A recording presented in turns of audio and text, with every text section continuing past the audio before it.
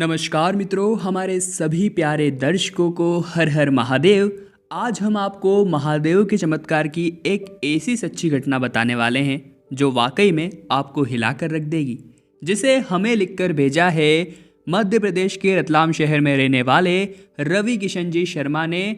और रवि किशन जी ने हमें यह भी बताया है कि जब भी मेरे साथ घटित हुई इस घटना को मैं किसी को भी बताता हूँ तो सभी लोग मुझे पागल समझते हैं या कोई मेरी बात पर यकीन नहीं करता। पर आज आपके इस चैनल के माध्यम से मैं अपनी यह सत्य घटना पूरे विश्व जगत को सुनाना चाहता हूँ।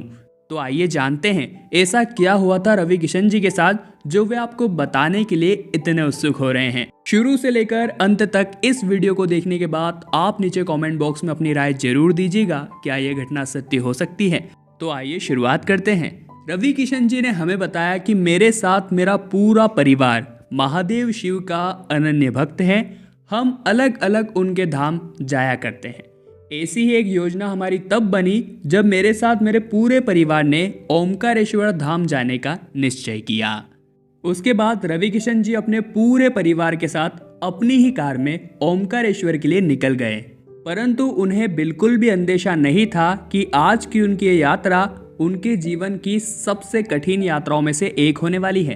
रवि किशन जी ने हमें बताया कि मेरी कुछ खासियत है, जैसे कि मुझे अपनी कार से बहुत ज़्यादा लगाव है, बहुत ज़्यादा प्यार है। और दूसरा यह कि मैं ट्रैफिक रूल्स का पालन बहुत ही कम करता हूँ।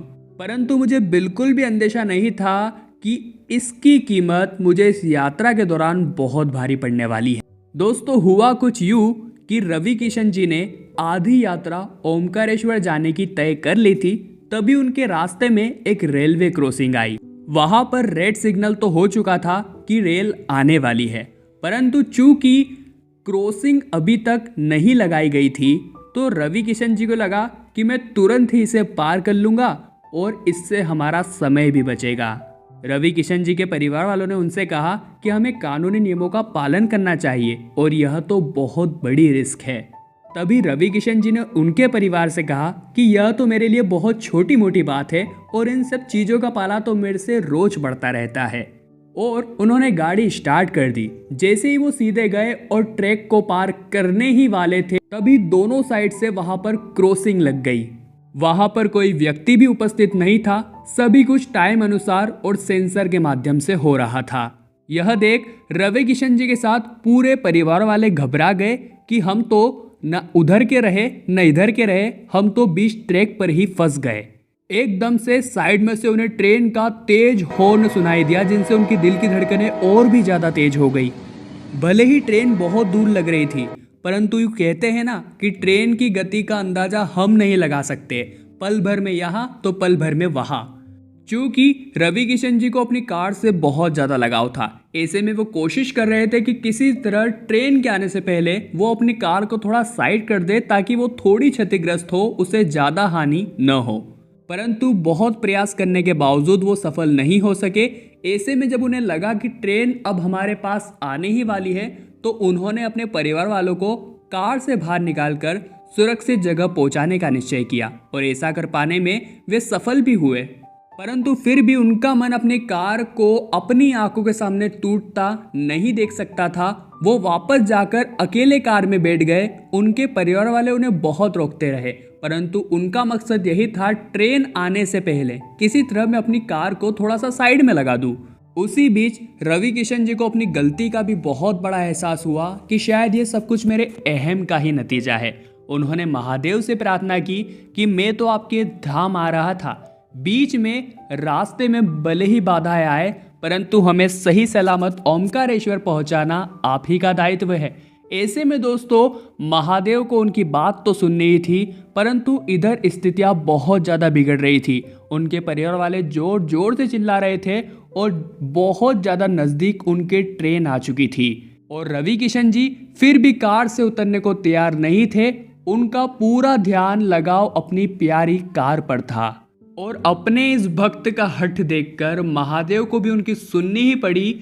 रवि किशन जी ने हमें बताया कि जब ट्रेन मेरे बहुत ही ज़्यादा नज़दीक आ चुकी थी और मुझे उड़ाने ही वाली थी, तभी मेरे साथ एक बहुत बड़ा चमत्कार हुआ। जिसे मैं लोगों को बताता भी हूँ तो भी कोई मेरी बात पर यकीन नहीं करता। तो क्या आप जानना चाहते हैं उस समय क्या हुआ था? दोस्तों, रवि किशन जी ने हमें बताया कि उस समय अचानक रुक सा गया था। मेरे घर वाले जो बार बार बहुत ज्यादा चिल्ला रहे थे वो चुप हो गए थे। ट्रेन वही उसी जगह तुरंत रुक गई थी और आसपास ऐसा महसूस हो रहा था मानो हवाएं भी रुक गई हो। मुझे ऐसा प्रतीत हो रहा था शायद समय रुक गया है। तभी एक बहुत बड़ी चीज जिसने अचानक से पीछे से मेरी कार को धक्का लगाया, मैं उसे देख नहीं पा रहा था, परंतु मुझे एक अजीब ही आकृति प्रतीत हो रही थी जैसे कि वह शेषनाग हो। उन्होंने मेरी कार को साइड में कर दिया और जब मैंने उतर के पीछे देखा तो वह गायब हो चुके थे।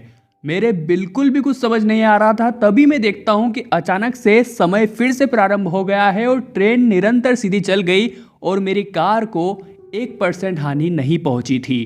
मेरे घर वाले भी सभी विक्षुब्ध थे क्योंकि जब मैंने उनसे पूछा कि अभी यहाँ पर क्या हुआ है तो उनको भी कुछ समझ नहीं आ रहा था कि हमें तो बस इतना याद है कि हम बहुत ज़्यादा आपको चिल्ला रहे थे, पर आपकी कार साइड में आई तो आई कैसे?